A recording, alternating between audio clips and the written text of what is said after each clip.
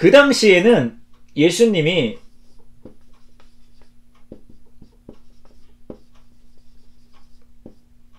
뭐 대략 이렇게 생기셨겠죠? 느낌만 보세요, 고객님. 이렇게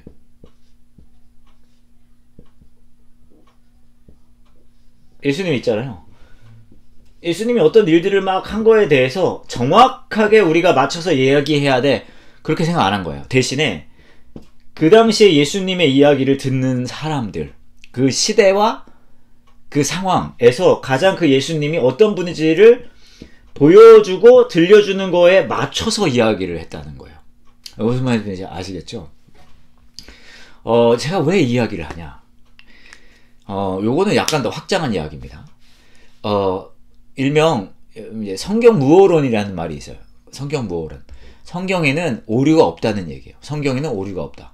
근데 이런 이야기를 보면 오류가 있는 것 같, 이런 거 말고도 사실 성경을 보면요, 이거는 안 맞는 것 같은데, 그런 얘기들이 굉장히 많아요. 예를 하나 들면, 아담과 하와를 이제 만들고 나서 아들을, 그가 이제 뭐죠? 가인과 아벨이 아들 둘을 낳잖아요. 그리고 이제 가인이 아벨을 죽입니다. 그러고 나서 이제 가인이, 하나님이 나타나가지고 이제 아벨이 이제 도망 다니려야 되는데, 가인이요. 죄송합니다. 그럼 가인이 뭐라 그러냐면, 다른 동네 사람들이 이 얘기를 들으면 날 죽일 수도 있어요 라고 얘기하는 거예요. 근데 여기서 궁금한 거죠. 아니, 아담과 하와 만들었고 그 다음에 가인과 아벨을 그 둘이 낳았는데 어떻게 다른 사람들이 있을 수가 있을까? 무슨 말인지 아시겠어요? 이거 좀 말이 안 되지 않나? 근데 그 당시 사람들은 그걸 신경 안 썼다는 거예요. 말이 안 되는 거에 대해서. 이것도 마찬가지예요. 그럼 제자를 어떻게 불렀다는 거야? 제자, 사람 낳는 어부, 딱 그게 맞는다는 거야? 이게 맞는, 이 두 개가 맞지 않는, 이런 느낌이 들잖아요. 근데 그 당시 사람들한테는 이게 서로 싱크로가 맞는 게 중요하지 않았다는 거예요. 그러면 우리 입장에서는 이게 화가 난다기보다는 말이 안 되는 거예요. 이게 안 맞으면 어떻게 이게 말이 됩니까?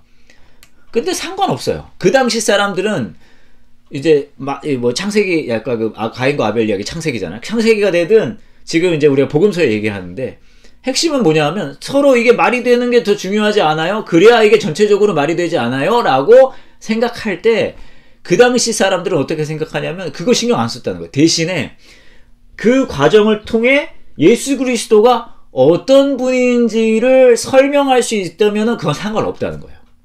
그러니까 성경에 오류가 없다, 성경 무오론, 오류가 없다는 거, 우리가 생각하는 것은 모든 게 다 맞아 들어가가지고 뭐죠? make sense가 안 되는 부분이, 논리적으로 말이 안 되는 부분이 없어야 되지 않습니까?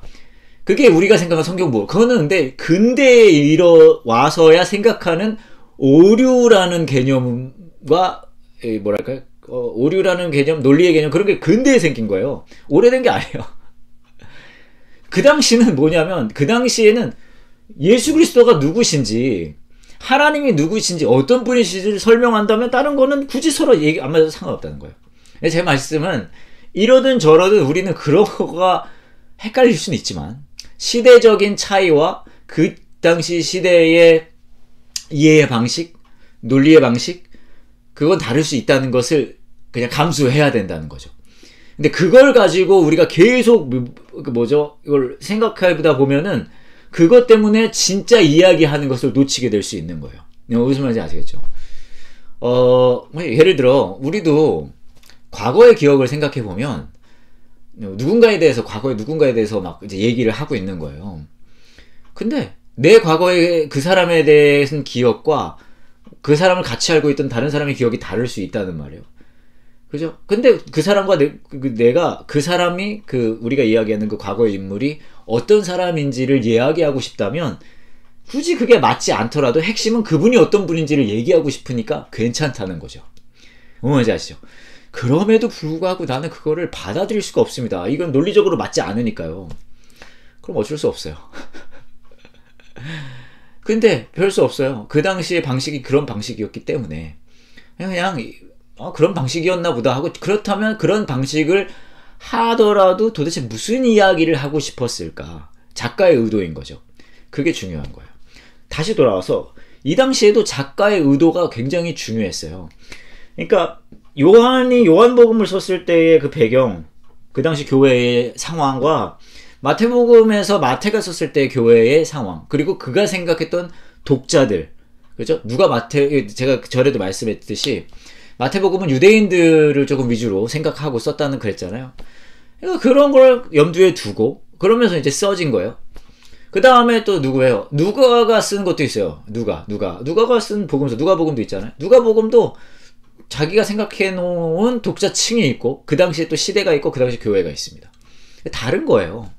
근데 전에 말씀드렸듯이 요한이 썼을 때는 조금 더 철학적이고 예수 그리스도가 정말 우리가 지금 굉장히 고통스럽고 힘들지만 교회가 굉장히 힘들고 어려워요. 핍박을 당하고 있어요. 그리고 예수님이 승천하신지 부활 승천하신지 꽤 됐단 말이에요. 그 당시 사람들은 금방이라도 올 줄 알았어요. 예수님이. 근데 몇 년이 지나도 계속 기다리고 있고 상황은 점점 안 좋아지고 있고 그런 상황이에요. 그런 상황에서 예수님이 정말 확실한 분이셔야 된다는 거예요. 그것을 근거로 하고 쓴 게 요한복음이라는 거죠. 그래서 뭐 얘기가 나와서 또 말씀을 드리면 다른 복음서에서는 예수님이 어떤 분이시다라는 이야기가, 예수님이 예를 들어 이제 메시아시다라는 얘기가 좀 중반부쯤에 가야 나와요. 그러니까 베드로가 이제 여기 요한복음에서는 예수님이 이제 너가 시몬이구나, 너를 개바라 부르겠다 하고 이제 얘기하는 부분 있잖아요. 그게 사실은 마태복음에서는 16장 13절부터 16절 아까 말씀드렸듯이 거기에 나오는 장면이에요. 16장이에요. 굉장히 늦잖아요. 16장. 거기서 뭐 아까 말씀드렸지만 사람들은 뭐라고 하니? 엘리야예요, 요한이래요, 선지자 중에 하나래요. 근데 넌 나를 누구라고 하니? 그리스도십니다. 이 부분까지 16장이 걸린 거예요. 그죠? 근데 요한복음은 달라요. 요한복음은 시작부터 예수님이 이런 존재라는 걸 깔고 가요. 그러니까 시작부터 태초에 말씀이 계셨습니다. 이렇게 가는 거예요. 그냥 예수님이 어떤 분이신지를 초반부터 단도직입적으로 막 가는 거예요. 왜요? 요한이 요한복음서를 썼을 때의 그 당시의 교회는 예수 그리스도가 그렇게 주권자 되시고 100% 하나님이신 것을 확신할 수 있는 이야기가 필요했거든요.